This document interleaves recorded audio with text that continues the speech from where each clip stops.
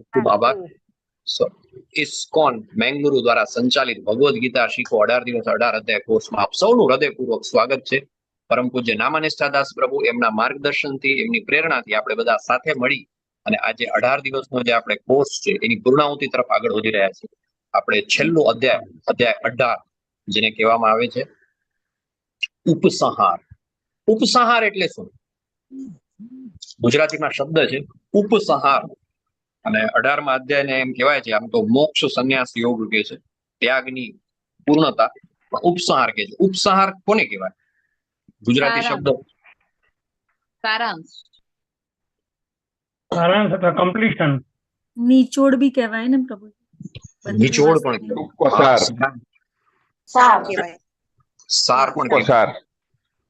ટૂંકો સાર. યસ, આ બધા અલગ અલગ શબ્દ છે.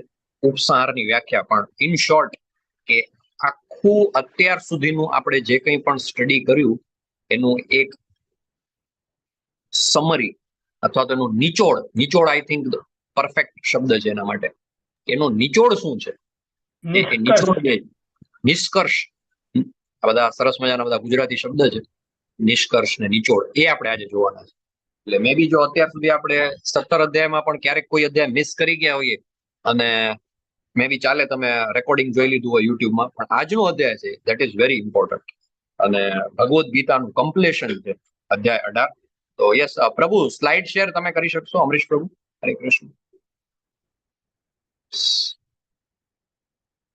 શો અવેલેબલ તમે? અમરીશ પ્રભુ, હરે કૃષ્ણ.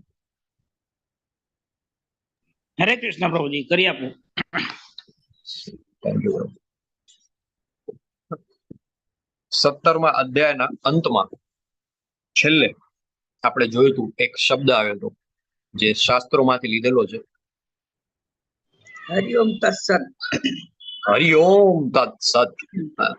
હરિઓમ તત્સત. અને એનો અર્થ શું થાય હરિઓમ તત્સત નો? હરિઓમ બધું જ આવી ગયું ને, એમાં એવું થાય છે. હરિ ઓમ. હરિ એટલે પૂર્ણ પુરુષોત્તમ પરમેશ્વર ભગવાન શ્રી કૃષ્ણ. અને સત એટલે કે તેઓ શું છે? સત એટલે કે સત્ય છે. એટલે જે કંઈ પણ આપણે કાર્ય કરીએ છીએ, આપણે યજ્ઞ કરીએ છીએ, આપણે દાન કરીએ છીએ, આપણે તપ કરીએ છીએ, એ બધું જ અલ્ટિમેટલી જે છે it has to be centred to Krishna. એ બધાના સેન્ટરમાં કૃષ્ણ હોવા જોઈએ. હરિ ઓમ સત એટલે કે તે એ જ સત છે.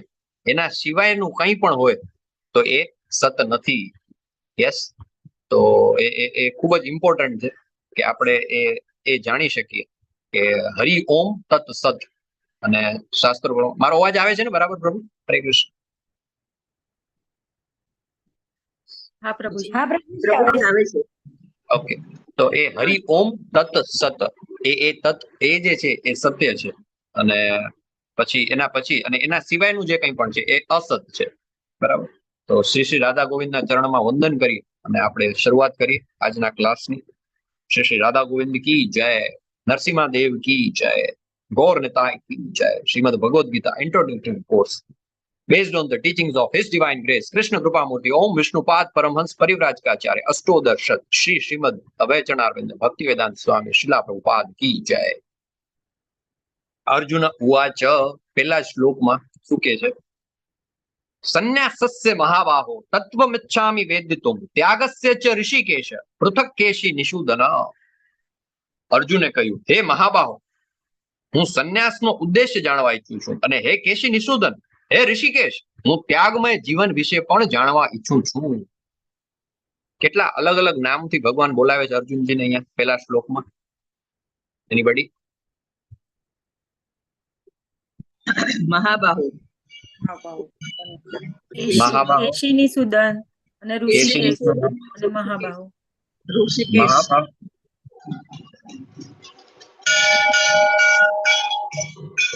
ત્રણ નામથી બોલાવે છે ને? ત્રણ અલગ અલગ નામથી બોલાવે છે ભગવાન. કયા કયા ત્રણ નામ છે? મહાબાહો, કેશી નિષૂદન અને ઋષિકેશ. બરાબર. અને આ ત્રણેય નામના અલગ અલગ અર્થ છે, એની પાછળની અલગ અલગ સ્ટોરી છે. યસ, કેશી નિષૂદન નો શું અર્થ થાય? હરે કૃષ્ણ. કેસી નામના દૈત્યને ભગવાને કેશી નામના રાક્ષસને ભગવાને નાશ કર્યો હતો, એટલે એને કહેવાય છે કેશી નિશોધન. ભાવાર્થમાં બહુ સરસ લખે છે પ્રભુપાદ. Yes, correct. હકીકતમાં ભગવદ્ ગીતા 17 અધ્યાયમાં જ સમાપ્ત થઈ જાય છે. 18મો અધ્યાય તો પૂર્વ ચર્ચિત વિષયોનો પૂરક સંક્ષેપ છે. ભગવદ્ ગીતાના દરેક અધ્યાયમાં ભગવાન કૃષ્ણ ભારપૂર્વક કહે છે કે પૂર્ણ પુરુષોત્તમ પરમેશ્વરની ભક્તિમય સેવા એ જ અંતિમ ઉદ્દેશ, જીવનનો અંતિમ ઉદ્દેશ છે.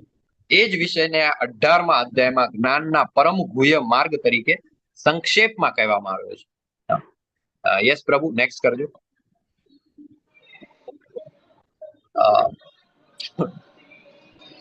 આ જે પ્રશ્ન છે ભગવાનનો, અર્જુનજીનો, એનો જવાબ આપે છે ભગવાન. શ્રી ભગવાન ઉવાચ, પૂર્ણ પુરુષોત્તમ પરમેશ્વર બોલ્યા, ભૌતિક ઈચ્છા પર આધારિત કાર્યોના પરિત્યાગને વિદ્વાનનો સંન્યાસ કહે છે. પ્લીઝ તમે મ્યુટ રાખજો. અમરીશ પ્રભુ જયારે સ્લાઇડ શેર કરી રહ્યા હોય ત્યારે એ પછી બંને કામ ન કરી શકે. એટલે તમે જો ક્યાંથી અવાજ આવશે ને થશે તો ડિસ્ટર્બન્સ આપણને બધાને આવશે. Please keep your self muted. એક જ મિનિટ. ઓકે. તો પૂર્ણ પુરુષોત્તમ પરમેશ્વર બોલ્યા, ભૌતિક ઈચ્છા પર આધારિત કાર્યોના પરિત્યાગને વિદ્વાનનો સંન્યાસ કહે છે અને સર્વ કર્મોના ફળ ત્યાગને બુદ્ધિશાળી લોકો ત્યાગ કહે છે. Very important. કર્મ ફળની આશાથી કરેલા કર્મનો ત્યાગ કરવો. ત્યાગ જરૂરથી કરવાનો છે, પણ શેનો કરવાનો છે? કર્મના ફળનો ત્યાગ કરવાનો. આ જ ભગવદ્ ગીતાનો ઉપદેશ છે. ભગવદ્ ગીતાનો જે મેઇન ઉપદેશ છે, ભગવાન વારંવાર કહે છે. બીજા અધ્યાયના 47મા શ્લોકમાં શું કહે છે ભગવાન? 2.47. હરે કૃષ્ણ. કર્મણ્યેવાધિકારસ્તે મા ફલેષુ કદાચન. મા કર્મ યસ, વેરી નાઇસ. કર્મણ્યેવાધિકારસ્તે મા ફલેષુ કદાચન. મા ફલેષુ. કર્મ કરવામાં તારો અધિકાર છે, ફળમાં તારો અધિકાર મા ફલેષુ કદાચન, જરા પણ નથી.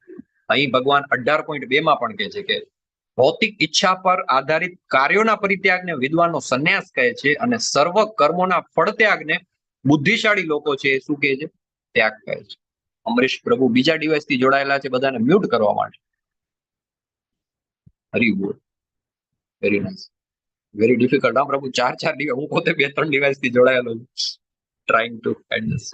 તો ભૌતિક ઈચ્છા પર આધારિત કાર્યોના પરિત્યાગને વિદ્વાનનો સંન્યાસ કહે છે. સર્વ કર્મોના ફળ ત્યાગને બુદ્ધિશાળી લોકો ત્યાગ કહે છે. નેક્સ્ટ કરજો પ્રભુ. યજ્ઞ, દાન તથા તપના કાર્યોનો કદાપી ત્યાગ કરવો ન જોઈએ, પણ તે અવશ્ય કરવા જોઈએ. ખરેખર યજ્ઞ, દાન તથા તપ મહાત્માઓને પણ શુદ્ધ કરે છે. આ બધા કાર્યો કોઈ પણ પ્રકારની આસક્તિ કે ફળની આશા રાખ્યા વગર કરવા જોઈએ. હે પ્રથાપુત્ર, આ કાર્યો કર્તવ્ય સમજીને કરવા જોઈએ. આ જ મારો અંતિમ મત છે. 5મા અને 6ઠા શ્લોકમાં ભગવાન કહે છે યજ્ઞ, દાન તથા તપનો કદાપી ત્યાગ ન કરવો જોઈએ. સ્પેશિયલી આપણે આ બધું જે છે ને, યજ્ઞો છે, દાન છે, આ બધું ગૃહસ્થ માટે રેકમેન્ડેડ છે. કેમ કે યજ્ઞ કરવા માટે સંસાધનો જોઈએ, રિસોર્સિસ જોઈએ, ધન જોઈએ. એટલે આપણે બધા જે ભૌતિક વિશ્વની અંદર આપણે જે આપણું અર્થોપાર્જન કરીએ છીએ, તો આપણા માટે શક્ય છે કે દાન કરવું, આપણા માટે શક્ય છે કે યજ્ઞ કરવું. એટલે આ બધા કાર્યો અવશ્ય કરવા જોઈએ, કદાપી એનો ત્યાગ ન કરવો જોઈએ. પણ કઈ રીતે કરવાના છે? તો કે એનામાં કોઈ પ્રકારની આસક્તિ, એટેચમેન્ટ અથવા તો ફળની આશા સાથે નહીં, વિધાઉટ એની એક્સપેક્ટેશન આ કરવા જોઈએ. આ મારો અંતિમ મત છે. ભગવાને કીધું કે this is my final opinion. Next કરજો પ્રભુ.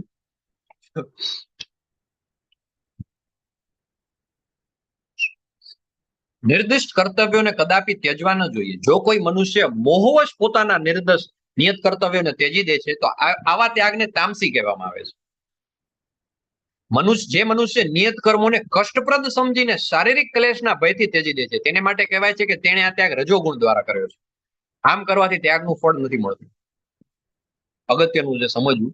ઘણા લોકો એવું માને, ઇનફેક્ટ એવું એક પરસેપ્શન છે કે જે ક્યાંય ચાલે નહીં ને એ પછી સંન્યાસી થઈ જાય. આ છોડો ને આ બધી ભાંજગળ, કોણ માથાકૂટ કરે આ બધું, ઘર ને પરિવાર ને ફેમિલી ને, વેરી ડિફિકલ્ટ. પૈસા કમાવાના, અર્થોપાર્જન કરવાનું, ઘર સંભાળવાનું, નોકરી ધંધો જે કાંઈ હોય એના ટેન્શન, આ બધાથી કંટાળીને આના કરતા તો પેલું કે છે ને, છોડો ઘર બાર ચલો હરિદ્વાર. એમ ભગવાનનું નામ લઈએ છીએ પણ કેવી રીતે, તો કે ભાઈ આ બધું છોડે, આ બધું બહુ ત્રાસ છે, કંટાળો છે યાર આ બધી માથાકૂટ. એવી રીતે જે ત્યાગ કરવામાં આવે છે એ કેવો છે? રજોગુણમાં કરવામાં આવેલો ત્યાગ છે. જે મનુષ્ય નિયત કર્મ, આપણું કર્મ છે, નિયત કર્મ છે. તમે એક ગૃહસ્થ જીવન જીવી રહ્યા છો, પતિ છો, પત્ની છો, અથવા તો એક પિતા છો, પુત્ર છો, તો બધા તમારા એક કર્તવ્ય સાથે તમે બદ્ધ છો. આપણી એક રિસ્પોન્સિબિલિટી છે, આપણો ધર્મ છે, એ ધર્મ નિભાવવો જોઈએ. એ ધર્મને કષ્ટપ્રદ સમજીને કે આ કરવામાં તો બધો બહુ કંટાળો, હવે બહુ મહેનત, અરે પૈસા કમાવાની કેવી બધી માથાકૂટ કરી, વેરી ડિફિકલ્ટ. એવી રીતે જો ત્યાગ કરવામાં આવે તો એ ત્યાગ કેવો છે? એ ત્યાગને કહેવામાં આવેલો છે કે એ રજોગુણી ત્યાગ છે. એવા ત્યાગને રજોગુણી કહે છે ત્યાગ. તો આ આપણો જે ત્યાગ જે છે એ કેવો હોવો જોઈએ? સાત્વિક ત્યાગ હોવો જોઈએ. યસ. મોહવશ પોતાના નિયત કર્તવ્યને તદી દે તો તામસી કહેવામાં આવે છે. ઘણા લોકો મોહવશ, ચિત્રમાં તમે જોઈ શકો છો, પ્રીવિયસ પ્રભુ સ્લાઇડ રાખજો, જમણી બાજુ ઉપર શું દેખાય છે? વ્યસન કરે છે. કપડા ઉપરથી કે પહેરવેશથી તો લાગે છે કે સાધુ છે, સંન્યાસી છે, પણ શું કરે છે? નશો કરી રહ્યા છે, ગાંજો કે ચલમ ફૂકી રહ્યા છે. અને એ એના માટે, મતલબ એ સંન્યાસ લીધો પણ શેના માટે? તો કે આ બધા કાર્ય આરામથી છૂટથી કરી શકાય એના માટે. તો આ રીતે કરવામાં આવેલો. અને એના માટે પાછું રેફરન્સ આપે કે તો શિવજી પીતા, નશો શિવજી કરતા. અરે શિવજી તો ઝેર પીતા, નીલકંઠ હતા. અને કયા શાસ્ત્રમાં લખ્યું છે કે શિવજી ચરસ કે ગાંજો કે ચિલમ, ઘણા બધા એવા છે, એક આખો પંથ છે, એ લોકો જાત જાતના આવા નશા કરે. અને એ નશાને શાસ્ત્રોના રેફરન્સ આપીને જસ્ટિફાઈ કરવાનો પ્રયત્ન કરે. Please don't do that. જો તમારે કરવું હોય, તમો ગુણમાં રહેવું હોય અને એ રીતે તમારે જીવન જીવવું હોય તો વાંધો નથી, પણ એને તમે સંન્યાસ ન કહો ને એને તમે શાસ્ત્રોનો રેફરન્સ ના આપો. એક મંદિરમાં ખિન્ન થઈ ગયું મારું મન. મંદિરની બહાર જોયું તો શિવજીનો એક આખો મોટો ફોટો હતો, ને આમ શિવજી હાથમાં આમ કૈલાસ ઉપર બેઠા હોય ને હાથમાં આમ પેલું ચલમ ફૂંકી રહ્યા, એવો ફોટો. ઇવન મહાશિવરાત્રી આવે તો ત્યારે લોકો પોતાના સ્ટેટસમાં એવા ફોટા રાખે. This is not done. ક્યાંય કોઈ શાસ્ત્રમાં નથી લખ્યું કે શિવજી આવો નશો કરતા. હા, શાસ્ત્રમાં નીલકંઠ કહેવાય છે, એ ઝેર પી ગયા હતા. એટલે એ રીતે કરવામાં આવેલો જે ત્યાગ છે એ કેવો ત્યાગ છે? તામસી છે. અને જે મનુષ્ય નિયત કર્તવ્ય, નિયત કર્મને કર્તવ્ય સમજીને કરે છે, સમસ્ત ભૌતિક સંગ તથા ફળની આસક્તિનો સર્વથા ત્યાગ કરે છે, એ રીતે જે ત્યાગ કરવામાં આવે એ ત્યાગ કેવો છે? સાત્વિક ત્યાગ છે. જ્યારે તમે નિષ્કામ કર્મથી ભગવાનના પવિત્ર નામનો જાપ કરો, તમે કૃષ્ણ ભાવનામૃતનો પ્રચાર કરવા માટે તમે નગર સંકીર્તન કરો, તમે બુક ડિસ્ટ્રીબ્યુશન કરો, અર્ચા વિગ્રહની સેવા કરો, જાત જાતના અલગ અલગ પ્રકારના ઘણા રસ્તા છે ભગવત પ્રાપ્તિ. એ રીતે તમે જયારે આગળ વધો અને ત્યાગ કરો ત્યારે એ સાત્વિક ત્યાગ કહેવાય છે. નેક્સ્ટ કરજો પ્રભુ. 18.11. ખરેખર કોઈ પણ દેહધારી એના માટે સર્વ કર્મોનો ત્યાગ કરવો શક્ય નથી. ભગવાને કહી દીધું અહીંયા વેરી ક્લિયર. દેહધારી એટલે કે આ શરીરમાં જયારે આપણે જન્મ લઈને આવીએ છીએ તો એના માટે દેહધારી માટે સર્વ કર્મોનો ત્યાગ કરવો અશક્ય છે. પરંતુ જે મનુષ્ય કર્મના ફળનો ત્યાગ કરે છે તે જ વાસ્તવમાં ત્યાગી કહેવાય છે. કર્મનો ત્યાગ આપણે પેલા પણ જોયું હતું, 3જા અધ્યાયમાં પણ ભગવાને કીધું કે આ જીવનનો નિર્વાહ ચલાવવા માટે પણ નિયત કર્મ તો કરવું જ પડે. ઇવન શ્વાસ પણ લેવો પડે, શ્વાસ લેવું એ પણ એક કર્મ છે. તો દેહધારી માટે સર્વ કર્મોનો ત્યાગ કરવો અશક્ય છે, પરંતુ જે મનુષ્ય કર્મના ફળનો ત્યાગ કરે છે તે વાસ્તવમાં ત્યાગી કહેવાય છે. કોઈ પણ કાર્ય સિદ્ધ થવા પાછળ અથવા સફળ થવા પાછળ કોણ છે? Very important. આપણને એમ થતું હોય બે વસ્તુ થાય. જ્યારે આપણે એમ માની લઈને કે આ મેં કર્યું, આઈ બીકેમ સક્સેસફુલ, મારો ફર્સ્ટ નંબર આવે, મારી કંપનીએ 5 કરોડનું ટર્નઓવર કર્યું, મને એમ્પ્લોય ઓફ ધ યર નો એવોર્ડ મળ્યો, મેં આ દાન કર્યું, મેં આ આશ્રમ બનાવ્યો, મેં જ્યારે હું આવી જાય ત્યારે એની સાથે સાથે અહંકાર આવે. અને સાથે સાથે કેમ કે દરેક કાર્ય સિદ્ધ તો થવાનું નથી, મોટા ભાગના કાર્ય તો નિષ્ફળ જાય. આપણે વાત કરી હતી આની પહેલા, 100 નવા કાર્ય ચાલુ થાય એમાંથી મે બી 5%, 10% સફળ થાય, 90 થી 95% નિષ્ફળતા થાય. તો જ્યારે આપણે હું લઈ આવીએ, હું પણ લઈ આવીએ ત્યારે તકલીફ એ થાય કે જો સફળતા મળે તો અહંકાર આવે, ને નિષ્ફળતા મળે તો ડિપ્રેશન આવે, સ્ટ્રેસ આવે, તણાવ આવે. કોઈ પણ કાર્ય સિદ્ધ થવા પાછળ અથવા સફળ થવા પાછળ કોણ છે? તો ભગવદ્ ગીતા પ્રમાણે 5 નેક્સ્ટ કરી દો 5 કાર્ય છે. સર્વ સિદ્ધિના 5 કારણ છે. 13મા અને 14મા શ્લોકમાં ભગવાન કહે છે, હે મહાબાહો અર્જુન, વેદાંત અનુસાર સર્વ કર્મોની સિદ્ધિ માટે 5 કારણ હોય છે. હવે તું મારી પાસેથી તે વિશે સાંભળ. કર્મનું સ્થાન એટલે કે શરીર, કર્તા, વિભિન્ન ઇન્દ્રિયો, અનેક પ્રકારના પ્રયાસો અને અંતે પરમાત્મા. 5 કારણો છે. 5 કારણ જ્યારે હોય ત્યારે ઇટ ઇઝ પોસિબલ કે કોઈ પણ સિદ્ધિ મળે, કોઈ પણ કાર્યમાં સફળતા મળે. બરાબર. નેક્સ્ટ. માટે જે મનુષ્ય આ 5 કારણોનો વિચાર કર્યા વિના માત્ર પોતાને જ એકમાત્ર કર્તા માને છે, તે નિસંદેહ બુદ્ધિમાન નથી અને વસ્તુઓને યથાર્થ રૂપે જોઈ શકતો નથી. જે મનુષ્ય પોતાને જ કર્તા માને છે એ બુદ્ધિમાન નથી અને યથાર્થ રૂપે નથી જોઈ શકતો. અને છેલ્લે પછી અલ્ટિમેટલી આપણે જોઈએ છીએ કે એમાં જો નિષ્ફળ જાય છે તો એ શું કરે છે? સ્ટ્રેસમાં આવી જાય, ચિંતામાં આવી જાય, બહુ નાની ઉંમરે હાર્ટ એટેક આવી જાય, ઓર મે બી સુસાઇડ કરી લે.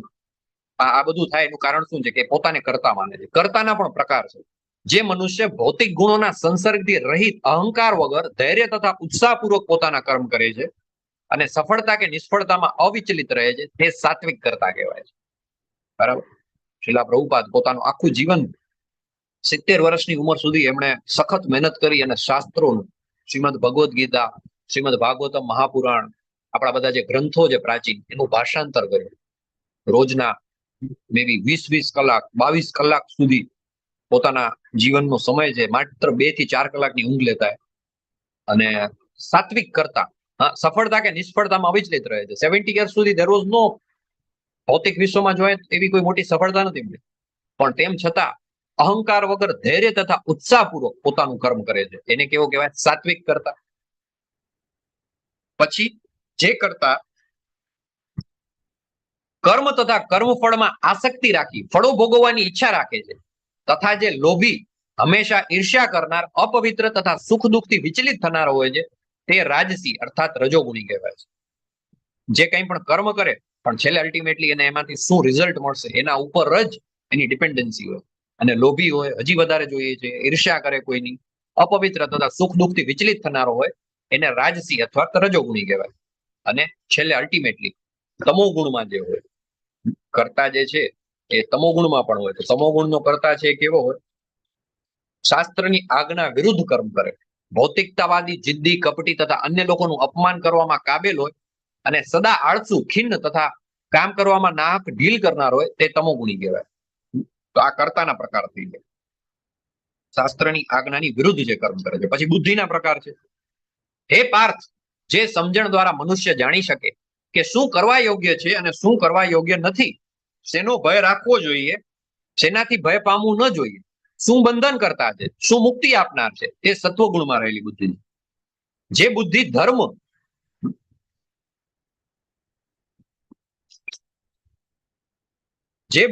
ધર્મ તથા અધર્મ, કરવા યોગ્ય તથા કરવા માટે અયોગ્યનો કર્મનો ભેદ નથી કરી શકતી, તે રાજસી અથવા રજોગુણી છે.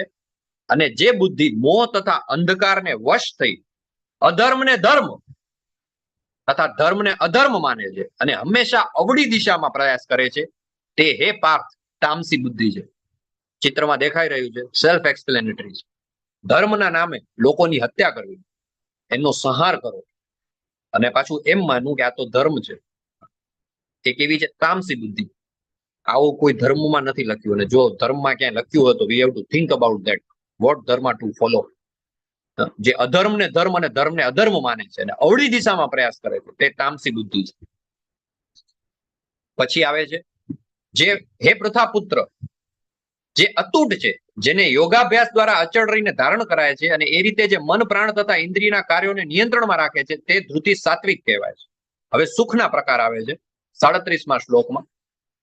જે શરૂઆતમાં ઝેર જેવું લાગે પરંતુ અંતે અમૃત સમાન હોય તથા મનુષ્યમાં આત્મ સાક્ષાત્કાર જાગૃત કરે, તે સાત્વિક સુખ હોય. સવારે મંગળ આરતી એટેન્ડ કરવાની હોય, એમાં હવે તો શિયાળો ચાલુ થશે નવેમ્બર, ડિસેમ્બર 4:30 વાગે. ઘણા લોકો કે આ બહુ વહેલું છે યાર, મંગળા આરતી તમે ઇસ્કોનમાં જરાક, હા ભલે ના વહેલી કરાય, સવારે કરાય, એગ્રીડ. અમારે ત્યાં પણ ટેમ્પલ છે, પણ 6 વાગે ચાલુ થાય, એ વ્યાજબી કહેવાય. 6 વાગે એટલે ઇટ્સ રીઝનેબલ. આ શું 4:30 વાગે? It is too early. શરૂઆતમાં ઝેર જેવું લાગે. 4:30 વાગે મંગળા આરતી એટલે 4 વાગે તો મિનિમમ ઉઠી જવું પડે. હમણાં વાત થઈ હતી, જસ્ટ આ આપણો ક્લાસ ચાલુ થયો એની પહેલા સાંજે 7 વાગે માયાપુરની મીટિંગ ચાલુ હતી. માયાપુર ધામની યાત્રા જે થઈ રહી છે નેક્સ્ટ વીકમાં, તો એમાં જે લોકો પાર્ટિસિપેટ કરવાના છે, સાંજે 7 વાગે મીટિંગ હતી, તો એનું આખું શેડ્યુલ હતું. એમાં 4:30 વાગે મંગળા આરતીમાં જવું હોય ત્યાં તો એટલા બધા હજારો ડિવોટી આવે. હજારો એટલે એમ લિટરલી હજારો. આઈ એમ નોટ, હું વધારીને નથી કહેતો. ત્યાંથી જશો તો અમે તમારી સાથે ફોટા શેર કરશું, અથવા મે બી વિડીયો શેર કરીશું. મંગળા આરતીમાં ઉભા રહેવાની જગ્યા ન હોય. પેલું કહેવાય ને, હૈયું દડા એટલી ભીડ સવારે 4:30 વાગે. ને એમાં તમારે પ્રોપર મતલબ જોતો હોય ને વ્યૂ, હા, તો તમારે 4, પોણા 4, 4 વાગ્યાથી લાઈનમાં ઉભું રહી જવું પડે. એટલે એના માટે પહેલા 3 વાગે ઉઠી જવું પડે, સવારે 3 વાગે. એટલે બહુ ઝેર જેવું લાગે. સુખ જે છે શરૂઆતમાં ઝેર જેવું લાગે. This is very difficult. આના કરતા કેવી મજા આવે સુવાની શાંતિથી, બ્લેન્કેટ ઓઢી, ગોદડું ઓઢીને શાંતિથી 7 વાગે ઉઠીને પછી કરો મંગળા આરતી, નો પ્રોબ્લેમ. એને પછી મધ્યાહન આરતી કહેવાય, મંગળા આરતી ન કહેવાય. પણ શરૂઆતમાં ઝેર જેવું લાગે, પરંતુ અંતે અમૃત સમાન હોય. જે લોકોને આદત પડી ગઈ છે, તમારામાંથી કેટલા બધા લોકો એવા છે, ગુજરાતી ભાષાના સૌથી વધારે લોકો સવારે મંગળા આરતીમાં પાર્ટિસિપેટ કરતા હોય છે ઓનલાઈન. જે લોકોના ઘરની નજીક મંદિર છે, લોકો મંદિરે જઈને કરે છે. અમુક લોકો ઓનલાઈન કરે છે. બહુ અઘરું લાગતું શરૂઆતમાં, પણ હવે તો આદત થઈ ગઈ છે. 3:30 વાગે, 4 વાગે એટલે આંખ ઉડી જ જાય, અને એના જીવનમાં ઘણું બધું પરિવર્તન આવી ગયું છે. તો આ સુખ કેવું છે? સાત્વિક સુખ છે, જે મનુષ્યમાં આત્મ સાક્ષાત્કારને જાગૃત કરે. ભલે શરૂઆતમાં ઝેર જેવું લાગે, પરંતુ અંતે અમૃત સમાન. પછી બીજા પ્રકારનું સુખ છે રાજસી સુખ. રાજસી સુખમાં શું હોય? શરૂઆતમાં અમૃત જેવું, પણ અંતે ઝેર જેવું હોય. એને રજોગુણી કહેવાય. નવા નવા સંબંધ બંધાયા હોય, એન્ગેજમેન્ટ થઈ હોય, અને પછી મેરેજ. હવે તો એવું કઈ થતું નથી જોકે, પણ એમ પેલા એવું કહેવાતું કે સગાઈ અને લગ્ન વચ્ચેનો સંબંધ છે ગોલ્ડન પીરિયડ કહેવાય. બહુ સુખ જેવું લાગે, અમૃત જેવું, પણ અંતે ઝેર હોય. 4 દિન કી ચાંદની. પછી એકબીજાના ઓરડા, પેલું કે ને કે બધું ક્યાં પેલા તમે, હવે તમે પેલા જેવા નથી રહ્યા. પેલા તમારો સ્વભાવ કેવો હતો? ને મતલબ it is like that. Practically જે ભૌતિક વિશ્વ જે છે એમાં જે સંબંધો છે, આપણે જોયું કે ભૌતિક વિશ્વના જે સંબંધ છે એ આભાસી સંબંધ છે, એ વાસ્તવિક નથી. અને એની સાથે રિલેટેડ જે સુખ છે એ પણ વિષયોના સંસર્ગથી પ્રાપ્ત થાય છે. શરૂઆતમાં અમૃત જેવું, પણ અંતે ઝેર જેવું હોય. તે રજોગુણી કહેવાય. અને તામસી સુખ, તામસી જે સુખ છે એ આત્મ સાક્ષાત્કાર પ્રતિ અંધ છે. શરૂઆતથી અંત સુધી ભ્રમણા જ છે. અને જે નિદ્રા, આળસ તથા પ્રમાદમાંથી ઉત્પન્ન થાય છે તે તામસી કહેવાય છે. નશો કરવો, આલ્કોહોલ, ડ્રગ્સ, સિગરેટ, જાત જાતના અલગ અલગ રસ્તા લઈએ, લોકોને એમ લાગે આ સુખ છે, પણ એ સુખ શરૂઆતમાં એ ઝેર જ છે, ને અંતે પણ ઝેર જ રહેવાનું. તો આ સુખના 3 પ્રકાર થઈ ગયા. નેક્સ્ટ, 4 વર્ણ. Very important. 18.42. આ શ્લોક બધાને યાદ હોવું જોઈએ. મોઢે યાદ ન રહે ને તો એટલીસ્ટ તમને આ શ્લોકનો રેફરન્સ તો ખબર જ હોવી જોઈએ. ઘણા લોકો આપણા ધર્મને, આપણી સંસ્કૃતિને મલાઈન કરવા માટે, એને ઇગ્નોર કરવા માટે, એને પેલું કહેવાય ને કે એને નીચો દેખાડવા માટે એવું કહેતા હોય છે કે આ હિન્દુ ધર્મની અંદર તો જાતિ વ્યવસ્થા છે, અસ્પૃશ્યતા છે, ને આ બહુ મોટું દૂષણ છે. ભગવદ્ ગીતાની અંદર 18મા અધ્યાયના 42મા શ્લોકમાં ભગવાન કહે છે, 4 વર્ણની વાત કરે છે. અને એ 4 વર્ણ છે એ ગુણા આધારિત છે. શમોદમસ તપસોચમ ક્ષાંતિરાર્જમ એવચ. શાંતિ પ્રિયતા, આત્મસંયમ, તપ, પવિત્રતા, સહિષ્ણુતા, સત્યનિષ્ઠા, જ્ઞાન, વિજ્ઞાન તથા ધાર્મિકતા, આ સર્વ સ્વાભાવિક ગુણો છે કે જેમના થકી બ્રાહ્મણો કર્મ કરે છે. બહુ જ ક્લિયરલી લખ્યું છે. ક્યાં એમ નથી લખ્યું કે બ્રાહ્મણના ઘરે જન્મ થયો એટલે બ્રાહ્મણ. એવું લખ્યું છે કે જેની અંદર આ સ્વાભાવિક ગુણો છે. બ્રહ્મ કર્મ સ્વભાવજમ. સ્વભાવ એટલે કે પોતાના સ્વભાવથી ઉત્પન્ન. મારું નામ પાર્થ દવે છે એટલે હું બ્રાહ્મણ છું, ના, એમ નહીં. જો મારી અંદર આ ગુણો છે હા, મેં ભલે બ્રાહ્મણ કુળમાં જન્મ લીધો, પણ જો મારી અંદર શાંતિ પ્રિયતા ના હોય, આત્મ સંયમ ન હોય, તપ, પવિત્રતા, સહિષ્ણુતા, સત્યનિષ્ઠા, જ્ઞાન, વિજ્ઞાન તથા ધાર્મિકતા આ બધું ન હોય તો મને મારી જાતને બ્રાહ્મણ કહેવાનો અધિકાર નથી. આ બ્રાહ્મણના ગુણ છે. 43 શૌર્યમ તેજો ધૃતિર્દાક્ષ્યમ યુદ્ધે ચ અપલાયનમ વીરતા, શક્તિ, સંકલ્પ, દક્ષતા, યુદ્ધમાં ધૈર્ય, ઉદારતા તથા નેતૃત્વ આ ક્ષત્રિયોના સ્વાભાવિક ગુણ છે. ચિત્ર જોઈને તમને કોણ યાદ આવે? હરે કૃષ્ણ. સિકંદર. સિકંદર. મહારાણા પ્રતાપ. સફળ યોદ્ધા. વીર શિરોમણી મહારાણા પ્રતાપ. એમનો ચેતક, એમનો જે ઘોડો અશ્વ છે એ પણ દેખાય છે પાછળ. હાથી જેવો તો ઘોડો હતો. મહારાણા પ્રતાપ જ્યારે છેલ્લા 1000 વર્ષથી ભારત દેશ ઉપર, ભારત ભૂમિ ઉપર વિદેશી આક્રમણ થઈ રહ્યા હતા અનેક દિશાઓમાંથી, અને એમ કહી શકાય ત્યારે તો આખું એક સમગ્ર ભારત વર્ષ, આર્યાવર્ત જેને કહેવાય છે, અફઘાનિસ્તાન સુધી, અને ઉત્તરમાં જેને કહેવાય કે હિમાલય અને દક્ષિણમાં સાગર, એની વચ્ચેનો આખો પ્રદેશ જે છે, દક્ષિણ એશિયાના પણ ઘણા બધા દેશો એના પાર્ટ હતા. આ બાજુ બધું નેપાળ, તિબેટ ને બધું, everything was part of India, Hindustan, Bharat. એ ભારત વર્ષમાં જ્યારે આક્રમણ થઈ રહ્યા હતા અને એક સમયે ઉત્તર ભારતનો ઘણો બધો હિસ્સો, ઉત્તર પશ્ચિમી ભારતનો, એ મુગલોના સામ્રાજ્ય હેઠળ આવી ગયો હતો, ત્યારે એની અંદર એક નાનકડું ટપકું નકશા ઉપર તમને દેખાય કે જેને સરેન્ડર નતું કર્યું, તે હતા મહારાણા પ્રતાપ. એમ કહેવાય કે ઘાસની રોટલી ખાઈને પણ એને પોતાનું, ત્યારે પણ પોતાનું જે સરેન્ડર ન કરવું, એમ અકબરે ઘણા બધા પ્રયત્ન કર્યા એમને હરાવવાના, પણ એને જીતી ન શક્યા. તો આ બધા જે ગુણ જેની અંદર હોય, એક ક્ષત્રિય કહેવાય. વીરતા, શક્તિ, સંકલ્પ, દક્ષતા, યુદ્ધમાં ધૈર્ય, ઉદારતા તથા નેતૃત્વ, દાનમ, દાન કરવાની જે ભાવના હોય, આ બધા ગુણ જેની અંદર હોય એ ક્ષત્રિય છે. નોટ બાય ધ બર્થ, રિગાર્ડલેસ કે તમે કયા કુળમાં જન્મ લીધો છે, પણ જો તમારી અંદર આ બધા ગુણ હોય તો તમે ક્ષત્રિય છો. અને ખેતી, ગોરક્ષા અને વેપાર એ વૈશ્યોના સ્વાભાવિક કર્મ છે. જો તમે આ પ્રોફેશન સાથે સંકળાયેલા છો, કૃષિ સાથે સંકળાયેલા છો, બિઝનેસ કરો છો, ગોરક્ષા કરો છો, તો તમે સ્વભાવે શું છો? વૈશ્ય. ને શ્રમ તથા બીજાઓની સેવા એ શૂદ્રના કર્મ. સર્વિસ ઇન્ડસ્ટ્રી, અત્યારે તો મોટા ભાગના લોકો, આપણે બધા પ્રભુપાદ કહે છે કે કળિયુગની અંદર બધા બાય બર્થ છે શું છે? શૂદ્ર જ છે. અને ચૈતન્ય ચરિતામૃતમાં બહુ સરસ આવે છે, કિબે વિપ્ર કિબે ન્યાસી શૂદ્ર કેની હોય, જે કૃષ્ણને તત્વને પામી દે સેઈ ગુરુ હોય.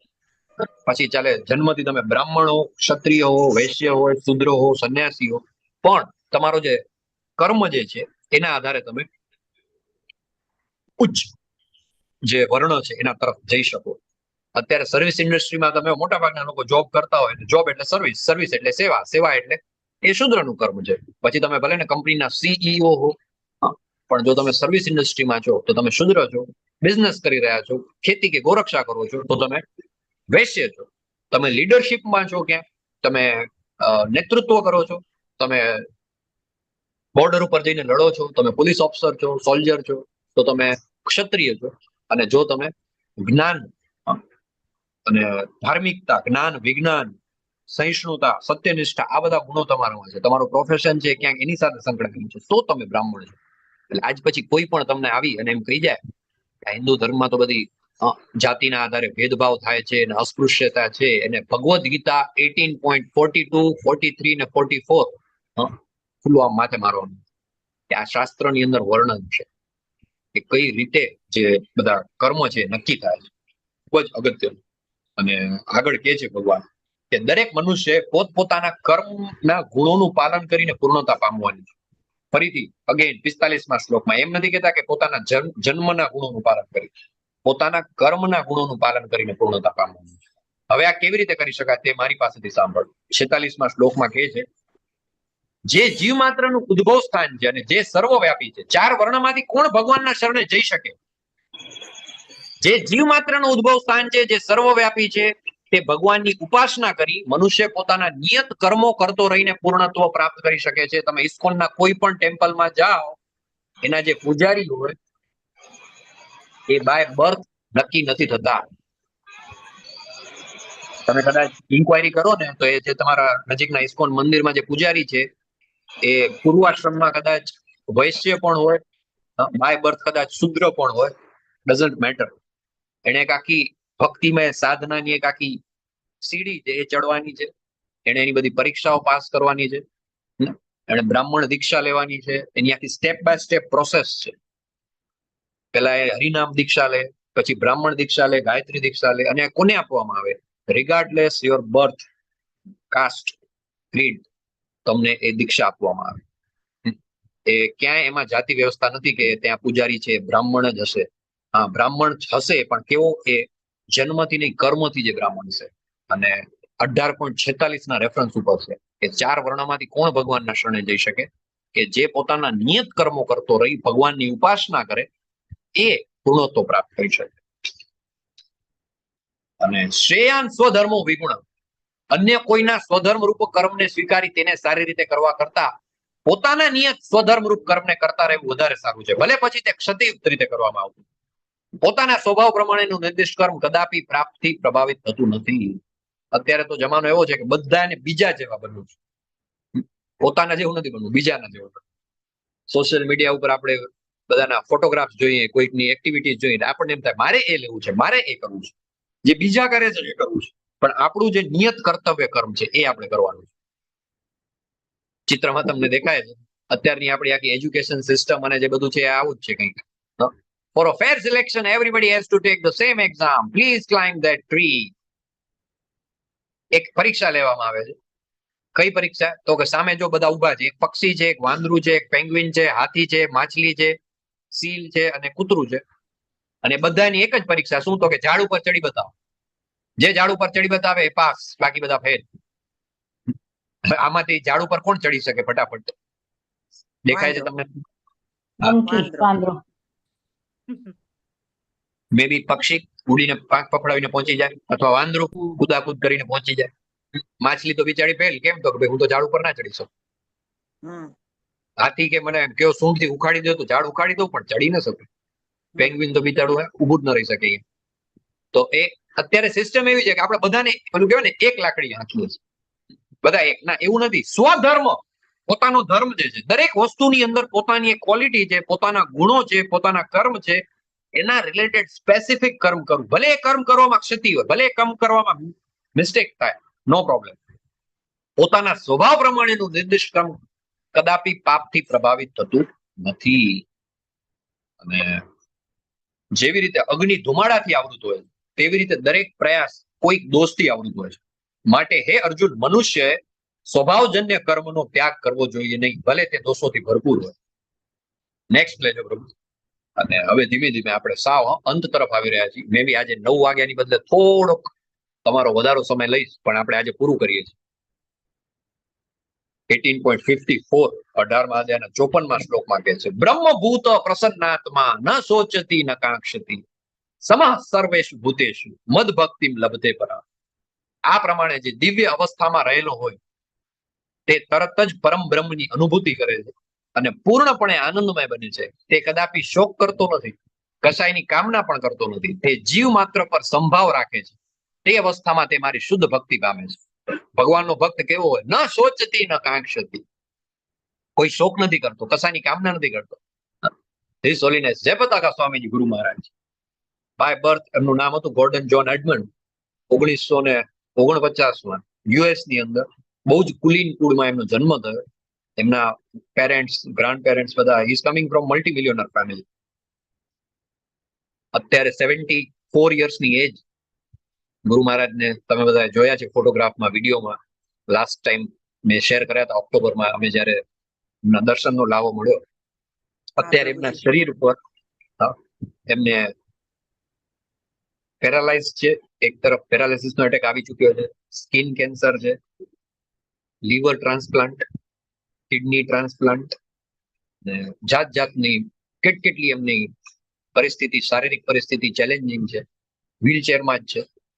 ન સોચતી ન કાંક્ષતી, આ પરિસ્થિતિમાં પણ ડેલી, હમણાં તમારા ક્લાસ ચાલુ છે, મને એમનો મતલબ મેસેજ છે, એમનું એક એપ્લિકેશન છે, એની અંદર એમણે પોતાની આજની બધી એક્ટિવિટી એ મોકલી છે કે આજે એમણે સવારથી લઈને સાંજ સુધી શું શું કર્યું, કેટલી માળા કરી, શાસ્ત્રોનું શ્રવણ કર્યું, કઈ જગ્યાએ ગયા, કયા મંદિરમાં દર્શન કર્યા, કેટલા લોકોને દીક્ષા આપી, કઈ મીટિંગ એટેન્ડ કરી, આ બધું જ કામ ડેલી મારા અને તમારા કરતા વધારે ફિઝિકલ એક્ટિવિટીઝ, બધા અલગ અલગ જાત જાતની માનસિક એક્ટિવિટીઝ અત્યારે પણ ગુરુ મહારાજ આજની તારીખમાં આજના દિવસે કરી રહ્યા છે. ભગવાનનો જે ભક્ત છે એ એવી દિવ્ય અવસ્થામાં રહે છે કે પરમ બ્રહ્મની અનુભૂતિ કરે છે. એક નોર્મલ માણસ હોય ને આટલી બધી બીમારી હોય તો કે ભાઈ આપણે ક્યાંય જવું નથી, ઘરે બેઠા ભગવાનનું નામ લો. એ સતત ટ્રાવેલિંગ કરે છે, દરેક જગ્યાએ જાય છે. અત્યારે બેંગ્લોર હોય, કાલે ચેન્નઈ જશે, માયાપુર આવશે, લાસ્ટ મંથ મે બી નેક્સ્ટ મંથ આફ્રિકા જવાના છે, એની પેલા ઓક્ટોબરમાં મેંગલુરુ આવ્યા હતા આપણી પાસે, એની પેલા અમેરિકામાં હતા 2-3 મહિના. Is travelling everywhere with this physical body, કે જેમાં આટલી બધી બીમારીઓ છે, વ્હીલચેર છે, ઇટ ઇઝ વેરી ડિફિકલ્ટ, પણ એ કરે છે. કેમ? તો કે એ અવસ્થા, એ શુદ્ધ ભક્તિ છે, એ એવી અવસ્થામાં પહોંચી ગયા છે, પરમ બ્રહ્મની અનુભૂતિ કરે છે કે કદાપી શોક નથી કરતા, કસાયની કામના પણ નથી કરતા, જીવ માત્ર પ્રત્યે સંભાવ રાખે છે. અને યસ, નેક્સ્ટ, મને કેવળ ભક્તિ દ્વારા જ પૂર્ણ પુરુષોત્તમ પરમેશ્વર તરીકે મૂળ રૂપે જાણી શકાય છે. બીજી કોઈ પદ્ધતિ નથી કે જેમાં ભગવાનને એના મૂળ સ્વરૂપે જાણી શકાય. ભક્ત્યા મામા અભિજાનાતિ, માત્ર ભક્તિ દ્વારા. અને આવી ભક્તિ વડે જયારે મનુષ્ય મારી પૂર્ણ ચેતનામાં હોય ત્યારે તે વૈકુંઠ જગતમાં પ્રવેશ કરી શકે છે. ભગવાન પાસે કોણ જશે? ભગવાન પાસે એ જ જશે જે શ્રવણમ કીર્તનમ વિષ્ણુ સ્મરણમ પાદ સેવનમ અર્ચનમ વંદનમ દાસ્યમ સાખ્યમ આત્મ નિવેદનમ. નવદા ભક્તિ દ્વારા ભગવાનને પ્રાપ્ત કરી શકાય, એના સિવાય બીજો કોઈ જ રસ્તો નથી.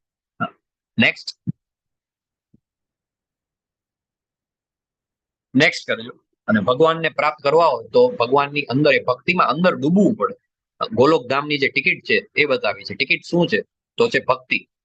મારા રક્ષણમાં રહેલો મારો શુદ્ધ ભક્ત બધા પ્રકારના કાર્યો કરતા હોવા છતાં મત પ્રસાદાત, મારી કૃપાથી સનાતન તથા અવિનાશી ધામને પ્રાપ્ત કરે છે. ડીઓટી છે, તમે જોઈ રહ્યા છો, ભલે તમને આમ લાગે કામ જ કરે છે, ઓફિસનું કંઈ કામ કરે છે, પણ એ ભગવાન કૃષ્ણને સેન્ટરમાં રાખીને કંઈ કામ કરી રહ્યા છે, ભગવાનની સેવાનું કામ કરી રહ્યા છે. એનો તમે પરિધાન જુઓ, શિખા છે, કંઠી છે, તિલક પણ કર્યો હશે. અને શું કરે છે? મારા રક્ષણમાં રહેલો ભક્ત બધા પ્રકારના કાર્યો કરતો હોવા છતાં મારી કૃપાથી સનાતન તથા અવિનાશી ધામને પ્રાપ્ત કરે છે. એમાં કોઈ શંકા નથી. નેક્સ્ટ,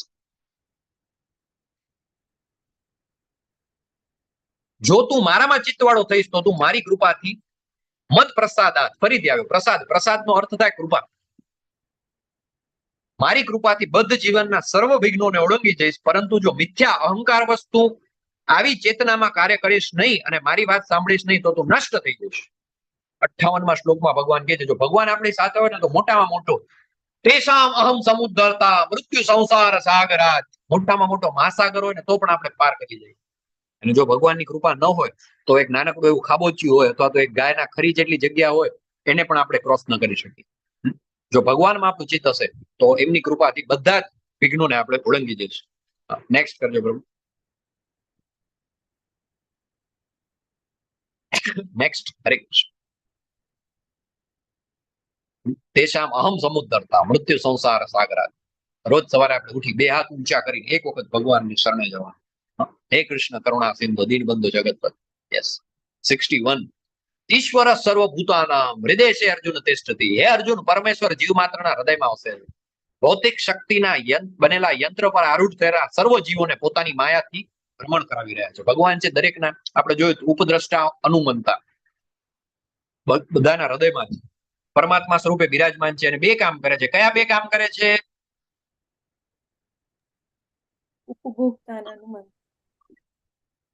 ઉપદ્રષ્ટા અને અનુમંતા શું કરે? ઉપદ્રષ્ટા અને અનુમંતા શું કરે?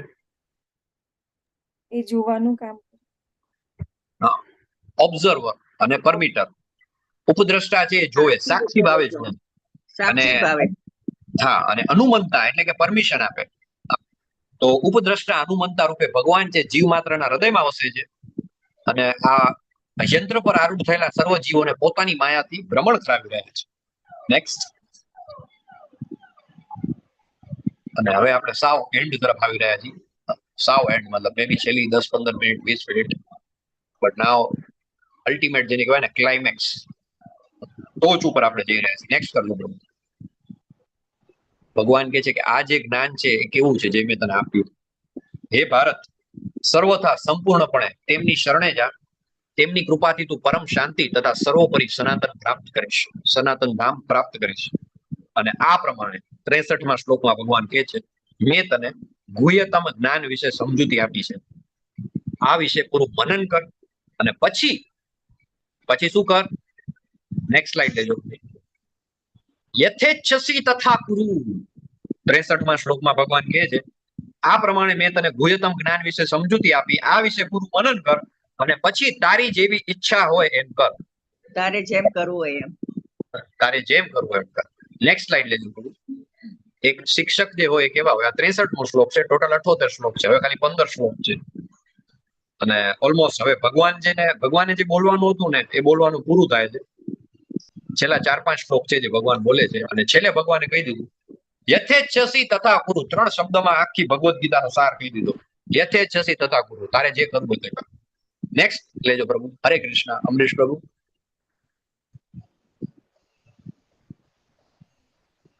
હરે કૃષ્ણ.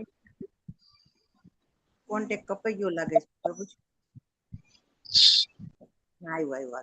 હા, આ પ્રમાણે મેં તને ગુહ્યતમ જ્ઞાન વિશે સમજૂતી આપી, આ વિશે મનન કર અને પછી તારી જેવી ઈચ્છા હોય તે પ્રમાણે કર. નેક્સ્ટ 65. આ શ્લોક છે આની પહેલા એક વખત આવી ગયો છે. કયા અધ્યાયમાં આવ્યો તો આપણે એનો યાદ રાખવાનું. 9મા અધ્યાયમાં. યસ. અને નંબર, શ્લોક નંબર 45 કે 45 47 કે છે કે 9.34. મન્મના ભવ મદ્ભક્તો મધ્યાજી મામ નમસ્કુરુ મામે યો વૈશ્યસી ઉક્ત્વૈવ આત્માનમ મત્પરાયણમ. યસ, ત્યારે એવું કે છે. અને આ 65માં કે છે મન્મના ભવ મદ્ભક્તો મધ્યાજી મામ નમસ્કુરુ મામે વૈશ્યસી પ્રતિજાનસી. સદૈવ મારું ચિંતન કર, મારો ભક્ત થા, મારી પૂજા કર અને મને નમસ્કાર કર. આ પ્રમાણે તું નિશંકપણે મારી પાસે આવીશ. હું તને આનું વચન આપું છું કારણ કે તું મારો બહુ વાલો મિત્ર છે. ભગવાન ગેરંટી આપે છે. હવે પૂરું થાય ત્યારે ગેરંટી લઈ રહ્યા છે. 18 દિવસનો કોર્સ બધા કરી લીધો. હા, હવે શું? તો હવે ભગવાન ગેરંટી લે છે તું નિશંકપણે મારી પાસે આવીશ. હું તને આનું વચન આપું છું કારણ કે તું મારો બહુ વાલો મિત્ર છે. અને 66 સર્વ ધર્માન પરિત્યજ્ય મામેકમ શરણમ વ્રજ અહમ ત્વમ સર્વ પાપેભ્યો મોક્ષયિષ્યામિ મા સર્વ પ્રકારના ધર્મોનો ત્યાગ કર. પ્રભુ નેક્સ્ટ સ્લાઇડ લેજો. સર્વ પ્રકારના ધર્મોનો ત્યાગ કર અને મારા શરણમાં આવી જા. હું તારો સર્વ પાપોમાંથી ઉદ્ધાર કરીશ, ડરીશ નહીં. આ શ્લોક તો આપણે કેટલી બધી વાર બોલ્યા છે. લગભગ રોજ આપણે એક વખત આ શ્લોક આપણે બોલતા હતા. વારંવાર આપણે ભગવાન આ શ્લોક આપણે યાદ કરવાનો પ્રયત્ન કરતા હતા. સર્વ ધર્માન પરિત્યજ્ય, બધા પ્રકારના ધર્મ જે છે એનો ત્યાગ કર. તું ચિંતા ન કર, હું છું. પણ તારે શું કરવાનું છે? મામ એકમ શરણમ વ્રજ. માત્ર ને માત્ર મામ એકમ. મામ એકમ માત્ર મારી શરણે આવી જા. ભગવાન એમ નથી કહેતા કે બીજો શ્લોક હાજી બીજો શ્લોક કહેવાય છે. બીજો શ્લોક. હા, યસ. મામ એકમ શરણમ વ્રજ અહમ ત્વમ સર્વ પ્રાપેભ્યો મોક્ષયિષ્યામિ મા શુચિ. એટલે કે બધા જ ધર્મોનો ત્યાગ કરી અને માત્ર મારી શરણે આવ અને બાકી બધાનો ત્યાગ કર. આપણી પાસેથી ભગવાન શું ઈચ્છે છે? મન્મના ભવ મદ્ભક્તો મધ્યાજી મામ નમસ્કુરુ. બરાબર, એટલે મારામાં મન લગાવ, મારો ભક્ત થાવ, મને ભોગ લગાવ, મારી પૂજા કર, આરતી કર, મને નમસ્કાર કર. અને પછી કહે છે ભગવાન સર્વ ધર્માન પરિત્યજ્ય મામ એકમ શરણમ વ્રજ. એવા કેટલા બધા એક્ઝામ્પલ છે કે જે ભગવાનની શરણે ગયા. મામ એકમ શરણમ વ્રજ, ભગવાનની શરણે ગયા. ચિત્રમાં દેખાય છે ગજેન્દ્ર મોક્ષની ઘટના. અને બીજી કઈ ઘટના છે નીચે? હિરણ્ય પ્રહલાદ. ના પ્રહલાદ દ્રૌપદી પ્રહલાદનું થરું ને પ્રભુજી. દ્રૌપદીજી. હા, નીચેનું જે ચિત્ર જે છે દ્રૌપદી, એનું વસ્ત્રાહરણની ઘટના જે છે બહુ પ્રયત્ન કર્યા દ્રૌપદીજીએ બહુ પ્રયત્ન કર્યા. 1000 હાથીના જેટલું બળ જેનામાં હતું એવા ભીમસેનને મદદ માટે યાચના કરી. અર્જુનજીને બોલાવે. ધૃતરાષ્ટ્ર હતા સામે, દ્રોણાચાર્ય, કૃપાચાર્ય, બધા ગુરુઓ હતા, ભીષ્મ પિતામહ, બધા લાચાર હતા, કોઈ મદદે ના આવ્યું. છેલ્લે દ્રૌપદીજીએ પોતે પણ પોતાની આમ સાડી પકડીને પ્રયત્ન કર્યો. હા, પકડી રાખી સાડી કે ના, હું મારી જાતે બચાવી લઈશ. છેલ્લે કઈ જ નથી. સર્વ ધર્માન પરિત્યજ્ય મામેકમ શરણમ વ્રજ. બે હાથ ઊંચા કરી અને ભગવાનને પુકાર કર્યો, ગોવિંદ. એવો જબરદસ્ત આર્તનાદથી હૃદય દ્રાવક એમનો પુકાર હતો કે એમણે જયારે પોકાર્યા ગોવિંદા, ભગવાન સાક્ષાત ત્યાં હાજર થઈ ગયા. ભગવાન કે તે એટલા હૃદયપૂર્વક મને યાદ કર્યો છે કે હું તારો આજીવન ઋણી થઈ. અહમ ત્વમ સર્વ પાપ, તારા બધા જ પાપ છે એનો હું નાશ કરું છું. મોક્ષિષ્યામિ મા શુચિ, તું ડરીશ નહીં. અને ય ઇદમ પરમમ ગુહ્યમ, જે મનુષ્ય ભક્તોને આ પરમ રહસ્ય બતાવે છે એ શુદ્ધ ભક્તિ પ્રાપ્ત કરે છે આપણા માટે. અને અંતે તે મારી પાસે પાછો આવે છે, એમાં લેશ માત્ર શંકા નથી. ભગવાનનો જે ભક્ત જે છે, જે આ જ્ઞાન બીજા લોકો સુધી પહોંચાડે છે, એ ભગવાન કે છે કે એ નક્કી મારી પાસે આવે છે, લેશ માત્ર શંકા નથી. છેલ્લો થોડો સમય છે પણ જોડાયેલા રહેજો. 9 વાગી ગયા છે મને ખ્યાલ છે, બટ આઈ ટેક 10 મિનિટ્સ કે આપણા માટે છે, આ લાગુ પડે છે આપણને કે આપણે શું કરવાનું છે. ન ચ તસ્માન મનુષ્ય કશ્ચિન મે પ્રિયકૃતમ, આ જગતમાં તેના કરતા અન્ય કોઈ સેવક મને વધારે પ્રિય નથી અને કદી વધારે પ્રિય થશે પણ નહીં. બહુ ક્લિયરલી ભગવાને કહી દીધું છે કે જે મારું જે આ દિવ્ય જ્ઞાન છે એ અન્ય લોકો સુધી પહોંચાડે છે, એના કરતા વધારે પ્રિય મને કોઈ હતું નહીં અને કોઈ થશે પણ નહીં. એટલે આપણા બધા પાસે આ ઓપોર્ચ્યુનિટી છે કે આપણે તો આ પૂરું કરી લીધો કોર્સ, હવે શું? તો આપણા જીવનમાં તો પરિવર્તન આવી ગયું, આપણને તો બેનિફિટ થઈ ગયું, પણ આપણે એટલા સ્વાર્થી બનીને ન રહી જવું જોઈએ કે ચલો આપણું તો થઈ ગયું, હવે શું? નહીં, આપણે જે આ જ્ઞાન છે ભગવાનનું એ બીજા લોકોને પહોંચાડવું જોઈએ, બીજા લોકો સુધી પહોંચાડવું જોઈએ. ભગવાન કહે છે કે આવો જે ભક્ત છે, જે મારું જ્ઞાન બીજા લોકો સુધી પહોંચાડે છે, એ મને ખૂબ જ પ્રિય છે. એનાથી વધારે બીજું કોઈ પ્રિય હતું નહીં, છે નહીં અને થશે પણ નહીં. ભગવાનના પરમ ભક્ત શિલા પ્રભુપાદ આપણા માટે, તમને ખ્યાલ છે ભગવદ્ ગીતાનું કેટલી ભાષામાં એમણે ભાષાંતર કર્યું? કેટલા અલગ અલગ, મતલબ પોતે તો એમણે ઇંગ્લિશમાં કર્યું અને પછી એમના આદેશથી એમના શિષ્યો બધી અલગ અલગ ભાષામાં આજે ભગવદ્ ગીતા જે છે વિશ્વભરમાં 76 પ્રભુજી 76 ભાષામાં ઓલરેડી ભાષાંતર થઈ ચુક્યું છે. એનું કઈ કઈ ભાષામાં ભાષાંતર છે ભગવદ્ ગીતાનું? Portuguese, German, French, Danish, Norwegian, Swedish, Icelandic, Finnish, Russian, Estonian, Lithuanian, Latvian, Belarusian, આ આટલી બધી અલગ અલગ લેંગ્વેજ છે. Ukrainian, Polish, Hungarian, Serbian, Croatian, Albanian, Slovene, Macedonian, જેક, Slovak, Romanian, Bulgarian, Armenian, Georgian, Azerbaijan, Turkmen, Kazakh, Uzbek, Karakalpak, Tatar, Udmurt, Bashkir, Chuvash, Kyrgyz, Tajik, Mongolian, Indonesian, Khmer, Lao, Korean, Italian, Spanish, Dutch, Greek, Hebrew, Turkish, Arabic, Farsi, Thai, Tibetan, Chinese, Japanese, Vietnamese, Burmese, પિડગિન, English, Oriya, Bengali, Malayalam, Assamese, Nepali, Manipuri, Tamil, Kannada, Newari, Hindi, Urdu, Sindhi, Marathi, Maithili, Telugu, Singhali, Swahili, Afrikaans, Zulu અને ગુજરાતી, જેમાં આપણે બધા આ જ્ઞાન લઈ રહ્યા છીએ. આટલી ભાષાના નામ બોલવામાં આપણે હાફ ચડી જાય. એટલી ભાષામાં ભગવદ્ ગીતા એનું ભાષાંતર અવેલેબલ કરાવ્યું. Can you believe that?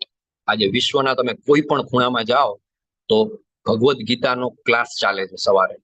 ઇસ્કોનનું જે ટેમ્પલ હોય એમાં રોજ સવારે શ્રીમદ ભાગવતમનો ક્લાસ ચાલે છે. ધીસ ઇઝ પોસિબલ બીકોઝ આટલી બધી ભાષામાં છે એનું ભાષાંતર થઈ ગયું. વિશ્વના કોઈ પણ ખૂણામાં તમે જાઓ સવારે 4:30 વાગે મંગળા આરતી થાય. ભગવાન કહે છે કે આ જગતમાં તેના કરતા અન્ય કોઈ સેવક મને વધારે પ્રિય છે નહીં અને કદાચ થશે પણ નહીં કે જે મારા જ્ઞાનનો પ્રચાર કરે. 76 ભાષામાં ઓલરેડી થઈ ચૂક્યું છે અને અત્યારે we are in the process કે 108 ભાષામાં એનું ભાષાંતર થાય, વિશ્વની 108 ભાષામાં. અને હું જાહેર કરું છું કે જે મનુષ્ય આપણા આ સંવાદનું અધ્યયન કરે છે તે પોતાની બુદ્ધિથી મારી પૂજા કરે છે. એટલે આપણે બધા જે લોકો આ ભગવદ્ ગીતા સાંભળી રહ્યા છીએ એ શું કરી રહ્યા છીએ? આપણે ભગવાનની પૂજા કરીએ છીએ. જે મનુષ્યો શ્રદ્ધાપૂર્વક તથા દ્વેષ રહિત થઈને આ સાંભળે છે તે સર્વ પાપમાંથી મુક્ત થાય છે અને પુણ્યાત્માઓના શુભ લોકોને પ્રાપ્ત કરે છે.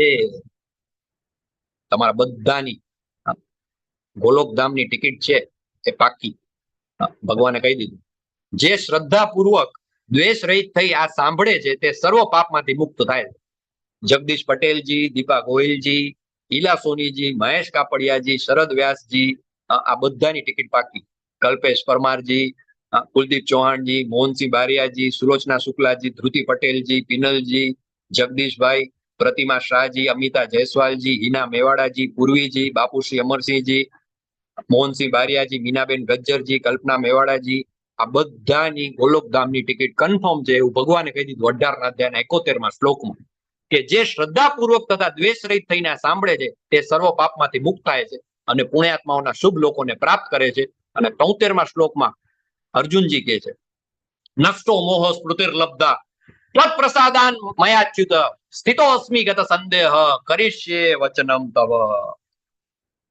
63માં શ્લોકમાં ભગવાને કહ્યું, શું કહ્યું? યથેચ્છસી તથા કુરુ. 3 શબ્દમાં કહી દીધું, જે તારી મરજી પડે એ પ્રમાણે કર. તારે જે કરવું એ કર. તારે જે કરવું હોય તે કર. અને અર્જુનજી 3 શબ્દોમાં કહી દીધું, કરીષ્યે વચનમ તવ. તમે જે પહેલા કહેશો તે અધ્યાયના કરશું. અંતમાં અર્જુનજીની એવી પરિસ્થિતિ હતી કે હાથમાંથી હથિયાર હેઠા મૂકી દીધા હતા, પગ કાપી રહ્યા હતા, હાથ ધ્રુજતા હતા, ગળું સુકાઈ ગયું હતું, યુદ્ધ નતું કરવું. હવે ભગવાન ના દિવ્ય જ્ઞાનથી અર્જુનજી એમ કહે છે કે હે કૃષ્ણ, હે અચ્યુત, હવે મારો મોહ દૂર થઈ ગયો. નષ્ટો મોહ સ્મૃતિર્લબ્ધ. મને મારું સ્મરણ શક્તિ પાછી આવી ગઈ. મને ખબર પડી ગઈ કે હું કોણ છું, મારો ક્ષત્રિય તરીકે ધર્મ શું છે. આઈ નો ધેટ. અને હવે હું યુદ્ધ કરવા માટે તૈયાર છું. હવે હું સંશય રહી તથા દ્રઢ છું. સ્થિતોસ્મિ ગત સંદેહ કરીષ્યે વચનમ તવ. એક શિક્ષક કેવા હોય? શિક્ષક એવા હોય કે જે એમ કે યથેચ્છસી તથા કુરુ. અને એક શિષ્ય હોય કેવો હોય? શિષ્ય હોય જે એમ કે કરીષ્યે વચનમ તવ. હવે હું આપના આદેશ પ્રમાણે કર્મ કરવા તૈયાર છું. અને આની સાથે ભગવદ ગીતા પૂર્ણ થાય. હવે અર્જુનજી છે યુદ્ધ કરવા માટે રેડી છે. હવે એક શ્લોક કૃષ્ણ ભગવાન નથી બોલતા. છેલ્લા 4-5 શ્લોક છે. એકે શ્લોક ભગવાન નથી બોલતા, એકે શ્લોક અર્જુનજી પણ નથી બોલતા. તો કોણ બોલે? સંજયજી. સંજય મહારાજ. 73માં શ્લોકમાં અર્જુનજીએ કહી દીધું, કરીષ્યે વચનમ તવ. આની સાથે ભગવદ ગીતા પૂરી થઈ જાય છે. હવે ખાલી સંજયજી આવે છે. સંજયજી કહે છે, આ પ્રમાણે મેં કૃષ્ણ તથા અર્જુન બંને મહાપુરુષ એમનો સંવાદ સાંભળ્યો. આ સંદેશ એટલો અદ્ભુત છે કે મારા શરીરે રોમાંચ થાય. વ્યાસદેવની કૃપાથી મેં આ પરમ ભૂય સંવાદ પ્રત્યક્ષપણે યોગેશ્વર કૃષ્ણના મુખેથી અર્જુનને કહેવામાં આવતું સાંભળ્યું છે. ટેસ્ટિમોનિયલ આપે, ટેસ્ટિફાઈ કરે છે સંજય, સાક્ષીની સહી કરે છે. હા, કે આ એવું નથી. ઘણા લોકો કહે ને આ ભગવદ ગીતા છે તો માઇથોલોજી છે. આવું કઈ થયું નતું. આ તો ખાલી એક આમ કલ્પના છે. આ 5 પાંડવો છે એ શરીરની ઇન્દ્રિય છે ને આ શરીર છે કુરુક્ષેત્ર છે ને અર્જુન મન છે ને કૃષ્ણ આત્મા છે ને આવું કઈ માઇથોલો. આ એક પ્રતીક છે, સિમ્બોલ છે. ના, અહીંયા સંજયજી સિગ્નેચર કરે છે. આપણે પેલાના જમાનામાં બધા દસ્તાવેજ થતા ને જમીનના લેવેચના, તો પેલા સાક્ષી તરીકે સહી કરતા. હવે તો બધું આઈ થિંક ઓનલાઈન થઈ ગયું છે, પણ મે બી ત્યાં ક્યાંક સાક્ષી તરીકે સહી તો થતી હશે. પેલું સૂરજ ચંદ્રની સાખે એવું લખતા દસ્તાવેજમાં કે આ જમીનનો ટુકડો ફલાણાભાઈ ટીકણાભાઈના નામે કરી રહ્યા છે. એની સાક્ષી તરીકે સહી કરે કોઈ. અહીંયા સંજયજી સિગ્નેચર કરે છે, ઓથેન્ટિકેટ કરે છે. વ્યાસદેવની કૃપાથી મેં આ પરમ પુણ્ય સંવાદ પ્રત્યક્ષપણે મારી નજર સામે યોગેશ્વર કૃષ્ણના મુખેથી અર્જુનને કહેવામાં આવતો સાંભળ્યું છે. હે રાજા, જ્યારે હું કૃષ્ણ તથા અર્જુન વચ્ચે થયેલ આ અદ્ભુત તથા પવિત્ર સંવાદનું વારંવાર સ્મરણ કરું છું ત્યારે પ્રતિક્ષણે હર્ષ વિભોર થઈ જાય. 74માં શ્લોકમાં સંજયજી કહે છે કે આ સંદેશ એટલો અદ્ભુત છે કે મારા શરીરે રોમાંચ થાય છે. અને 76માં શ્લોકમાં ફરીથી કહે છે કે જેટલી વાર હું આ સાંભળું છું, જેટલી વાર હું આનું પવિત્ર સંવાદનું વારંવાર સ્મરણ કરું છું ત્યારે પ્રતિક્ષણે હર્ષ વિભોર થઈ જાઉં છું. હવે લાસ્ટ અલ્ટિમેટ 18.78. આના પછી કંઈ જ નથી. there is nothing more to say. Bhagavad Gita પૂરી. છેલ્લો શ્લોક 78મો શ્લોક 18મા અધ્યાયનો 78મો શ્લોક. યત્ર યોગેશ્વર કૃષ્ણો યત્ર પાર્થો ધનુધર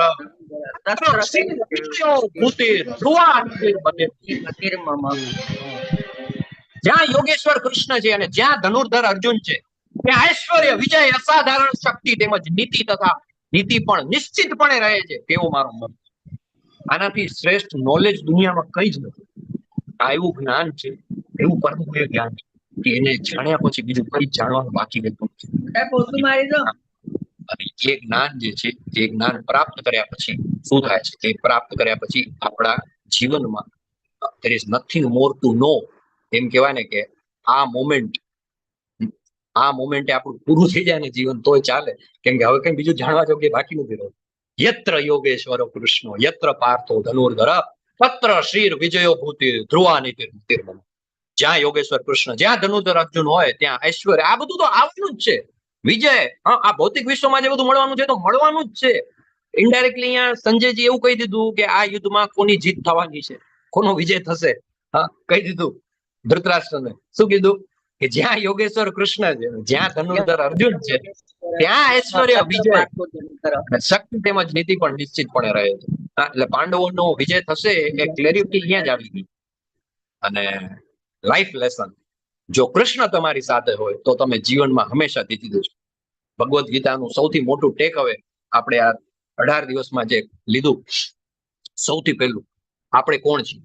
તો આપણે શરીર નથી, આપણે આત્મા છીએ. ભગવાન કોણ છે? ભગવાનની વ્યાખ્યા આપણે જોઈ. પૂર્ણ પુરુષોત્તમ પરમેશ્વર ભગવાન શ્રી કૃષ્ણ, ઈશ્વર પરમ કૃષ્ણ સચ્ચિદાનંદ વિગ્રહ અનાદિરાદિર ગોવિંદ સર્વ કારણસ્તે કારણ. અને આપણો બધાનો જે સંબંધ છે ભગવાન સાથેનો, એ સંબંધ શું છે? જીવે સ્વરૂપ હોય કૃષ્ણેર નિત્યેર દાસ. આપણો બધાનો જે સ્વભાવ છે ભગવાનના દાસનો છે. અને પૂર્ણતા પ્રાપ્ત કરવા માટે ભક્તિમય સેવાઓ જે છે એ શ્રેષ્ઠ પ્રક્રિયાઓ છે. ભગવાનને પ્રાપ્ત કરવાના ઘણા બધા અલગ અલગ રસ્તા છે, પણ એ જેટલા રસ્તા છે એ બધા જ રસ્તાઓમાંથી સૌથી શ્રેષ્ઠ રસ્તો કોઈ હોય તો એ શ્રેષ્ઠ રસ્તો છે કયો છે? ભક્તિમય સેવા. તો don't waste your time, please chant and be happy. So with this we conclude chapter number 18. અધ્યાય 18 આપણો પૂરો થાય છે અને આની સાથે આપણી આ યાત્રા પણ પૂરી થાય છે. Thank you very much. ખૂબ ખૂબ આભાર. તમારા બધાના દ્રઢ ઉત્સાહ અને નિશ્ચય અને ધૈર્યને હું હૃદયપૂર્વક વંદન કરું છું. ખાસ આભાર આપણે માનીએ એ લોકોનો કે જેમના થકી આ કોર્સ પોસિબલ બન્યો. ક્લાસ આપણો પૂરો થાય છે, 2-5 મિનિટમાં આપણે છૂટા પડીશું. મે બી કોઈ ક્વેશ્ચન હશે તો લેશું, કોઈ ફીડબેક હોય, કોઈ સજેશન હોય, તમારો અનુભવ તમારે શેર કરવો હોય તો એ કરી શકો છો. થોડું રોકાજો, આજે થોડું વધારે મોડું થાય તો વાંધો નહીં. લેવલ 2 નો ક્લાસ પણ નથી, પણ પૂર્ણાહુતિ છે. ક્વિઝ, સર્ટિફિકેટ, એની પણ ચર્ચા કરીશું, તમારું ફીડબેક લેશું. એની પહેલા આપણે ખાસ આભાર માનીએ એટલા બધા લોકો છે, those people who are making this entire project possible. તમને એમ થાય પાર્થ પ્રભુનો ક્લાસ છે, હું તો કાંઈ જ નથી કરતો, હું તિલક લગાવી, હા, તૈયાર થઈ મસ્ત સામે આવી જાઉં અને ફટફટ બોલી જાઉં, હા, મારો ખાલી આટલો જ રોલ છે. પણ there are so many people, those who are working behind the scene. હું તો ખાલી એક્ટર છું, પણ રાઇટર કોઈ અલગ છે, સ્ક્રિપ્ટ રાઇટર છે, ડાયરેક્ટર છે, કેટલા બધા લોકો છે, જાત જાતની બધી સેવા આપે છે. પાવર પોઈન્ટ પ્રેઝન્ટેશન બનાવે છે, ગુજરાતી ભાષામાં ટ્રાન્સલેશન કરે છે, વિડીયોઝ બનાવે છે, વોટ્સએપ ગ્રુપ મેનેજ કરે છે. આખી ટીમ જે આપણી છે, volunteers team. Special thanks to Hemangi Haripradha Devidasi Mataji અને અમરીશ પટેલ પ્રભુ, જે આપણી 8 PM બેચના ઓફિશિયલ એડમિન્સ છે. પ્રભુજીસમાંથી અમરીશ પટેલ પ્રભુ, માતાજીસમાંથી હેમાંગી હરિપ્રદા દેવીદાસી માતાજી. ડેઈલી 7 વાગે, 7:15 વાગે, 7:30 વાગે તૈયારી કરી અને રોજ શ્લોકા પઠન કરાવે. હું ક્લાસમાં કદાચ આગળ પાછળ આવું તો ક્વેશ્ચન આન્સર્સ લે, ડેઈલી માળા કરાવે આપણને. તો ખૂબ ખૂબ આભાર હેમાંગી માતાજી અને અમરીશ પટેલ પ્રભુનો. અમરીશ પ્રભુ આપણી ગુજરાતી ભાષાના વન ઓફ ધ લીડ એડમિન્સ છે. વોટ્સએપમાં તમે જે રોજ મેસેજ તમે જુઓ છો એ અમરીશ પ્રભુ મોકલે છે. તમને ક્વિઝને લઈને કઈ સમસ્યા હોય, અમરીશ પ્રભુ ઓલવેઝ અવેલેબલ. તમારા ટેકનિકલ સપોર્ટ જોતો હોય તો એ સેવા આપી રહ્યા છે. એવા જ આપણા સુપર એડમિન છે ગુજરાતી ભાષાના, ક્યારેક ક્લાસમાં નથી આવ્યા, તમે જોયા નહીં હોય એમને, પણ મનદીપ મહેતા પ્રભુ, જે ગુજરાતી ભાષાના લીડ એડમિન છે. બધા જ શિક્ષકો ગુજરાતી ભાષામાં 4 બેચ એડલ્ટમાં ચાલે છે. સવારે અર્લી મોર્નિંગ 6 વાગ્યાની બેચ છે. આ વખતે હરિપ્રિયા દેવીદાસી માતાજી લઈ રહ્યા હતા. સવારે 8 વાગે ડોક્ટર જિગ્નેશ કોશિયા પ્રભુ. બપોરે 4 વાગ્યાની બેચ દેવલ માતાજી કિડ્સ અને યુથની બેચ છે અંકિત અધ્યારુ પ્રભુ લઈ રહ્યા છે. લેવલ 2 ના શિક્ષક, લેવલ 3 ના શિક્ષક, લેવલ 4 લેવલ 5 ના બધા શિક્ષકો બધાનો આપણે આભાર માનીએ. ગુજરાતી ભાષા સૌથી સિનિયર ડીઓટી અને લેંગ્વેજ લીડર મારા શિક્ષા ગુરુ ધર્મેશ્વર કૃષ્ણદાસ પ્રભુ, જેમણે મને આ ઓપોર્ચ્યુનિટી આપી. અને ઇસ્કોન મેંગલુરુ સંપૂર્ણ volunteer team led by his grace Namanishtha Das Prabhu, કે જેમણે કાનપુર આઈઆઈટી કાનપુરમાંથી બીટેક કરેલું છે અને આખો આપણો જે આ કોર્સ છે ચલાવી રહ્યા છે. છેલ્લા 3 વર્ષની અંદર 10 લાખ લોકો વિશ્વભરના 13 અલગ અલગ ભાષામાં આ કોર્સનો લાભ લઈ ચુક્યા છે. હિઝ હોલીનેસ જય પતાકા સ્વામીજી ગુરુ મહારાજ, કે જેમની પ્રેરણા, જેમના માર્ગદર્શનથી, એમના આશીર્વાદથી મને આ મોકો મળ્યો અને હું તમારી સામે જે કંઈ પણ શેર કરી શક્યો. કોઈ પણ ત્રુટી મારી રહી ગઈ હોત તો એ બદલ મારી વાણીથી તમને કોઈ દુઃખ પહોંચ્યું હોય તો એ બદલ માફી માંગુ છું. જે કંઈ પણ સારું છે બધું ગુરુનું છે, જે કોઈ પણ મિસ્ટેક છે મારી છે. અને His divine grace, Krishna Kripamurti, Om Vishnupaad Paramhans Parivrajkaचार्य अष्टोदर्शक Shri Shrimad अभयचरणानंद Bhaktivedanta स्वामी शिला प्रभुपाद की जय. સો આપણો ક્લાસ આજે અહીંયા પૂરો કરીએ આ બધાનો આભાર માનીને. અને યસ, તમારા કોઈના ફીડબેક હોય, ક્વેશ્ચન્સ હોય, ક્વેરીઝ હોય તો પહેલા આપણે લઈ લઈએ and then we will go to બીજી કોઈ ટેકનિકાલિટીઝ હશે, ક્વિઝ સર્ટિફિકેટ, એને લઈને ચર્ચા કરીશું. તો સૌથી પહેલા આપણે ફીડબેક સજેશન લઈ લઈએ.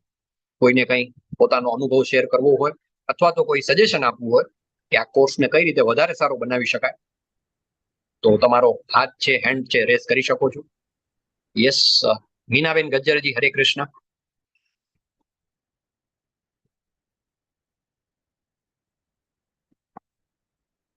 અનમ્યુટ કરી શકો છો મીનાબેન ગજ્જરજી, અવાજ નથી આવતો તમારો.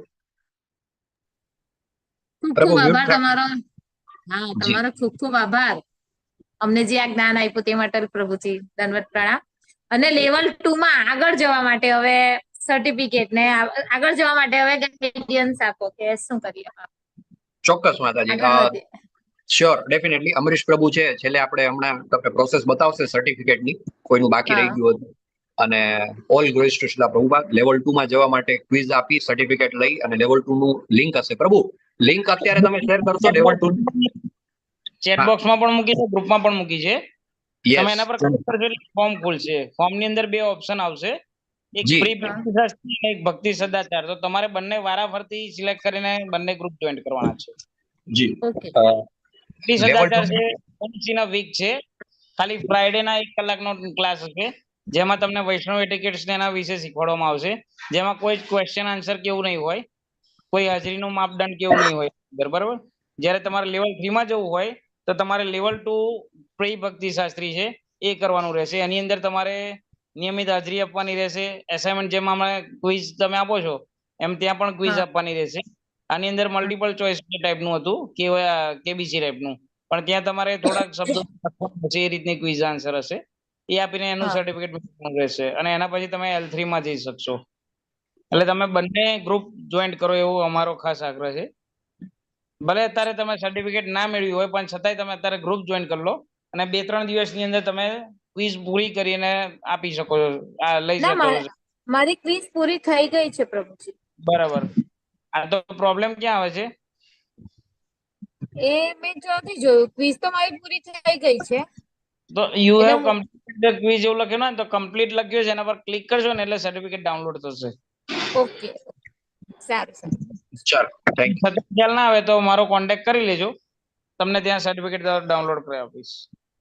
Okay, thank you. યસ, પિનલજી, હરે કૃષ્ણ. હરે કૃષ્ણ પ્રભુજી, દંડવત પ્રણામ. તમારો ક્લાસ બહુ સરસ છે. બહુ ખૂબ ખૂબ અભિનંદન અને ખૂબ ખૂબ થેન્ક યુ ફોર હાલવા બદલ. તમારી વાણી પણ એટલી જ સુંદર છે. થેન્ક યુ સો મચ પ્રભુજી. All glories to Srila Prabhupada. Thank you for joining અને જોડાયેલા રહેજો નેક્સ્ટ બેચમાં પણ અને લેવલ 2 માં પણ અને જે કંઈ પણ છે આગળના બધા કોર્સિસમાં. આપ ક્યાંથી છો પિનલજી? હરે કૃષ્ણ. યુએસ માં છીએ પ્રભુજી, શાર્લેટ. Okay, great. તો તમારે લેવલ 2 ના ક્લાસીસ પણ અટેન્ડ કરી શકો તમે અને નેક્સ્ટ બેચની બધી માહિતી છે અહીંયા હશે.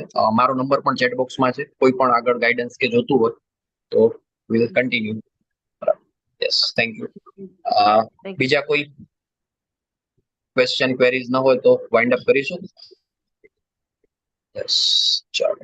પ્રભુ જેટલા નવા છે ન્યૂ પાર્ટિસિપન્ટ એના માટે હા. ખાસ વિનંતી છે, તમે અત્યારે ચેટ બોક્સમાં મેં લિંક આપી છે એના પર ક્લિક કરી અને ફોર્મ ભરી જુઓ.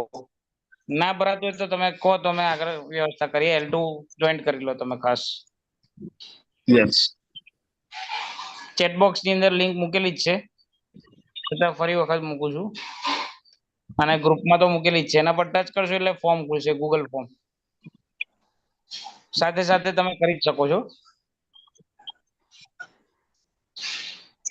જે રિપીટર છે એને વાંધો નથી, પણ જેટલા ફર્સ્ટ ટાઈમ જોડાયેલા છે એ લોકોને ખાસ વિનંતી છે. પ્રભુજી